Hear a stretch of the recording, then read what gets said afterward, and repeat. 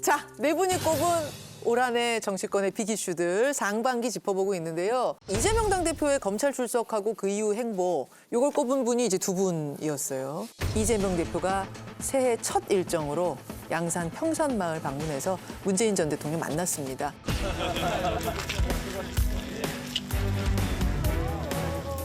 자, 여기서 사진 한 번 찍을까요? 아이고 감사합니다. 손도 한번 잡아주세요. 네.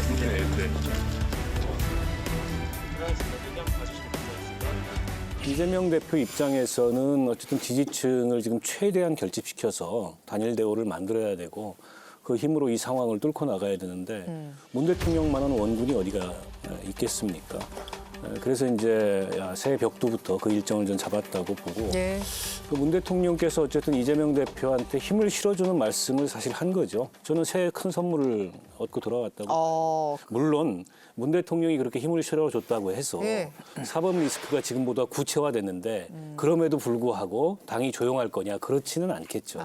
그럼에도 불구하고 어쨌든 민주당의 지금 현직에서는 은퇴했지만 여전히 문 대통령은 대주주 중에 한 분이잖아요. 그럼요.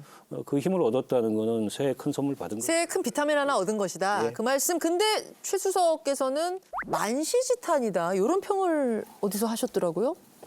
그렇습니다. 왜 그렇습니까? 이재명 대표가 대표 됐는데 뭐 수사 들어오고 당내에서는 사법 리스크 얘기하면서 뭐 대안론 얘기하고 막 이러니까 이재명 대표가 저 정도 공격받고 막 찔러대면요 당무 제대로 챙기고 현안 대응하기도 쉽지는 않았을 거예요. 아하. 그러나 지금 같은 시기에 네. 윤 정권에서 같이 전 정부하고 현재 대표가 이렇게 공격 나가고 있는 거거든요. 그럴 때는 빨리 문재인 정부에 대한 공격을 당대표가 더 앞장서서 싸워주고 이렇게 하는 것들이 조금 부족했다. 이런 의미로 만시지탄이라는 얘기를 썼고요. 문재인 대통령의 표현 있잖아요. 이재명 대표 중심으로 똘똘 뭉쳐서 사실은 이것은 엄청난 사인이죠. 저렇게 표현하기가 쉽지 않거든요. 보통 보면은 이제 덕담하고 민주당이 잘 해냈으면 좋겠다. 이 정도가 통상적인데 이재명 대표 중심으로 이거는 엄청난 선물을 한 거죠. 엄청나게 비타민 정도가 아니라 엄청난 선물을 받았다. 작정하고 말씀하신 거예요. 작정하고. 자, 김재원 씨가 어떻게 보셨어요? 문재인 대통령이 그전에는 이재명 대표를 뭐 특별히 지지하는 모습을 보인다거나 또는 도움을 주는 모습을 보이지는 않았어요. 근데 이제 자신에게 돌아오는 여러 가지 위기 이런 데 대해서 이제는 이재명 대표도 그 굉장히 공경에 처해 있기 때문에 이재명 대표에게 도움을 주면서 자신도 이제 도움을 받는 그런 윈윈? 일종의 그 동지적 관계가 형성이 된 거죠. 된 그래서 거다. 이런 발언을 하셨는데 이게 뭐 얼마를 갈까는 모르겠어요. 왜냐하면 이제 이재명 대표도 앞으로 또 진로를 잘 모르잖아요. 그렇게 되어서 부담스러운 사람이 될 수도 있는 것이고 또 더 나아가서 이제 이재명 대표의 영향력이 줄어들면 다음 또 뭐 대표가 누가 대표로 떠오를 수 있는 그런 여지도 있고 이러니까 지금 잠시 동안의 동지적 관계가 형성되고 그것을 표현한 것 아닌가 그런 생각을 합니다. 그 문재인 대통령이 일종의 전 대통령이 이것도 사저 정치를 한 거라고 보세요? 사저 정치로 봐야 되겠죠. 어쨌든 뭐 동명상련 아니겠습니까? 현재 이재명 대표가 야당의 현직 대표고 또 지금 스피커를 활용할 수 있고 정치에 활용할 수 있는 대상이 이재명 대표밖에 없어요. 문재인 대통령 입장에서는. 활용할 수 있는 스피커? 이발을 할 수가 없지 않습니까? 그렇다고 해서 전직 대통령이 뭐 예전처럼 고봉이 나와서 마이크 잡을 수 있는 얘기도 아니고. 그런 측면에서 뭐 두 분이서 뭐 합의 맞았다기보다도 뭐 같이 갈 수밖에 없는 동행적 구조가 이루어지고 있다. 그렇다고 해서 검찰의 수사가 약해지거나 무마되거나 이런 것들은 일종의 달팽이가 태평양을 걷는 것과 똑같다. 불가능하다. 말하자면 이 큰 선물을 준 사람 자체가 별로 지금 영향력을 행사할 수 없는 그렇죠. 상황이기 때문에 선물이 커도 큰 게 아니다 그 말씀이에요. 근데요, 민주당에서는요, 검찰이 뭐 수사하던 걸 안 하고 그렇게 생각하는 사람 아무도 없어요. 그걸 뭐 바라고 그런 게 아니고요. 전직 대통령이 그렇게 얘기한 사례들 그것은 무수합니다. YS 대통령은 뭐 더 했죠, 뭐. 그래서 그거는 전직 대통령으로서 할 수 있는 얘기 이런 것이고 그런다고 무슨 검찰 수사가 무뎌지거나 이거는 바라지도 않고 그럴 리도 없다고 보는 네, 거고요. 알겠습니다. 알겠습니다. 검찰 출석을 이제 내일 하죠. 검찰 출석을 정말 목전에 두고 여러 이야기가 나오는데 당에서 사실 원래 분리대응을 외치던 분들의 목소리야 뭐 의뢰 그러려니 합니다만 이분 목소리는 좀 튀었어요. 친명계 좌장 이렇게 불려왔던 정성호 의원. 정성호 의원이 개인 리스크와 당을 분리해야 한다. 이런 목소리를 낸 겁니다. 제가 보기엔 정성호 의원은 이제 마음도 착하고 또 순진한 분이니까 이재명 대표가 지금 이야기하는 것을 다 순수하게 믿어요. 아, 저게 저 말이 사실이다. 그러니 이재명은 실제로 아무 죄가 없다. 아, 그러니까 내가 이 문제는 내가 그냥 잘 해결할 테니까 걱정 말고 의원들은 민생에 치중해라. 그렇게 하면 어차피 이 문제는 죄가 없는 사람이니까 자연히 해결될 거잖아요. 아 그런 의미로 분리대응을 얘기한 예, 것이다. 분리대응을 해라. 그러면 예. 의원들이 오히려 더 믿고 따라줄 거다라고 이야기를 한 거죠. 아. 그래서 친명이 뭐 비명이 됐다 이런 게 아니라 저는 그렇게 보지 않죠. 근데 이제 이재명 대표는 속으로 그렇겠죠. 너 맞아. 내 등에 칼을 꽂을 수 있냐. 아, 그렇게 생각. 듣는 이재명 대표는 아플 것이다. 그렇죠. 근데 정작 정성호 의원은 아니 정말 이 사람을 믿고 이야기한 건데 예. 이 눈빛이 달라지니까 또 섭섭할 수가 있겠죠. 봤어요?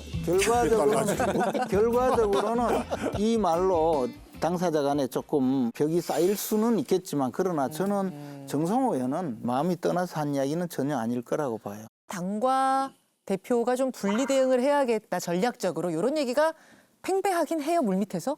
그런 얘기를 하는 사람들이 왜 없겠어요. 당에서. 그런데 이게 분리될 수 없는 사안이죠. 아. 더더군다나 대장동은 내가 보기엔 처음에 제기하고 이렇게 흔들었던 것이 100이라고 따지면은요. 지금 열도 안 돼요. 그런데 당내에서 그 당시에 대장동 문제 제기를 했던 정치인이 있다 하더라도 환경이 이렇게 바뀌었으면은 그거는 검찰하고 논리가 똑같아지는 거예요. 지금도 그런 식의 문제 제기를 하면 검찰의 의도라든가 이런 궤적이 달라진 거 아니에요. 그러면은 여기 이 똘똘 뭉쳐서 대응을 해야죠. 정성호 의원님은 그냥 원론적이고 원칙적인 얘기를 한 것 같아요.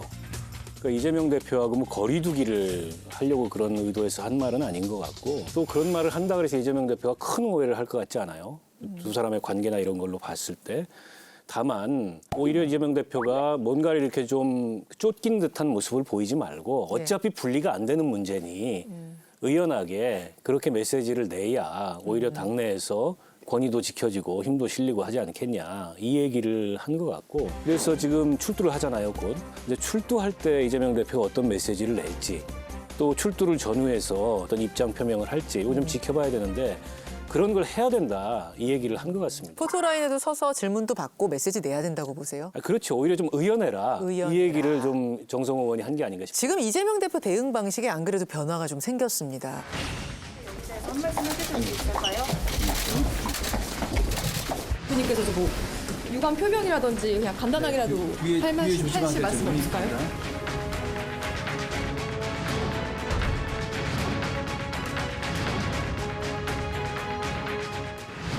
언론인 여러분, 복도에서 카메라 들고 뒷걸음치기 힘들죠? 네. 그래서 오늘 질문 있는 걸 몇 개를 좀 저희가 소화를 하고 갈 테니까.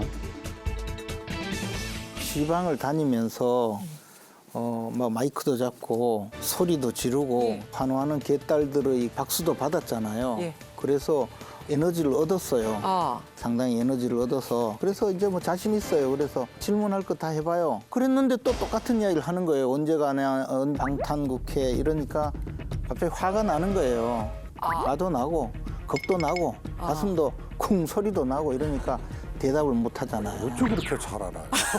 참. 얼굴 보면 다 나와 있어요. 이재명 대표님은 얼굴에는 다 나와요. 이 정도 관심법과 이 정도 공력이면 천공 선생을 능가하는 것 같아요. 그러니까 윤 대통령이 왜 가까이 안 하시는 건 모르겠어요. 엄청난 덕담입니다. 조만간 이 방송에 안 나오시고 다른 길이 활짝 열리실 것 같아요.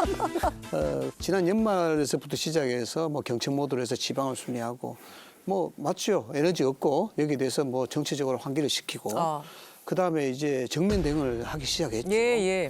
이런 것들은 수함과 맞물려서 여기에 대해서 뭔가 좀 초라한 모습이라든가 좀 비굴한 모습이라든가 이런 것은 야당 대표의 입장으로서 앞으로 어떻게 될지는 모르나 그에 대한 이미지를 쌓아간다. 당당한 이미지를 쌓아가는 과정. 그런 과정이다 보고요. 조선시대에 풍문탄핵이라고 있었습니다. 이게 소문에 별로 좋지 않고 문제가 있는 소문이 나면은 현직 관리들은 그 소문이 확인될 때까지 관직을 벗는 거죠. 뭐냐 그러면 이재명 대표가 당대표에 연연한다거나 당과 분리라든가 이런 부분에 대해서 좀 예민하기보다는 자기 진실을 확실히 밝히고 나중에 그것이 진짜 검찰의 탄압을 받았다 본다 그러면은 얼마나 멋지게 돌아갈 수 있겠어요. 그렇습니다. 예, 그런 측면에서 본다 그러면은 이재명 대표가 여기에 대해서 뭐 구태의한 방식을 보인다든가 이런 건 좋지 않다고 저는. 질문 받는 정도의 당당함이 아니라 당대표 내려놓는 당당함도 그렇죠. 보여라는 그런 것도 요구신 보여야지. 거예요? 그거죠. 저는 당대표를 내려놓는다는 거는 이재명 대표가 받는 공격, 검찰 수사 등등등 그동안 뭐 법카부터 시작해서 대장동 뭐 전부 인정하는 거죠. 그렇잖아요. 내려놓는 순간 인정이 된다? 그렇습니다. 무죄고 결백하기 때문에 내려놓는다가로 인식될 가능성은 없어요? 아니 당대표를 왜 내려놔요? 선출됐잖아요. 예. 뽑아준 사람이 있잖아요. 예. 당대표 내려놓는 그 순간 당은 또 혼란으로 가는 거 아니에요. 무책임한 거 아니에요. 그런데 당대표 내려놓는 의미를 허롤단신이라도 가서 내려놓고 싸워라 이런 거는 무책임한 거예요. 무책임한 주문에 그래 내가 죄진 게 있으니까 내려놔야지. 이렇게 되는 거예요. 근데 총선을 앞두고 있기 때문에 당의 다른 의원들 생각하면 좀 내려놔 주셔야 되는 거 아니야? 이런 얘기도 나오는 거잖아요. 아니 그게 소위 말해서 사법 리스크고 이재명 대표는 분명히 죄가 있으니까는 잘못된 거고 그러기 때문에 총선에 다가가서 그런 문제가 현실화되면 대책도 없이 총선 무너지는 거 아니냐. 이거 다 예단하고 전제하고 하는 거예요. 아직은 이 사법 리스크라는 것의 향배가 어떻게 될지 몰라요. 이거는 무슨 개인적인 비리 이런 사건들이 아닙니다. 그래서 성남FC 같은 경우에는 이게 아마 법리적 논쟁도 굉장히 복잡하고 치열하게 전개될 거예요. 문제는 대장동 수사를 이렇게 검찰이 장기간 끌고 오고 있고 이른바 대장동 일당이라고 하는 사람들의 폭로가 계속됨에도 불구하고 결정적 물증이랄 만한 게 확인되는 게 없잖아요. 때문에 당 내에서도 이런 상태에서 당원들의 총의로 뽑힌 당대표한테 물러나라 이런 얘기를 한다는 건 좀 섣부른 얘기가 될 수 있겠죠.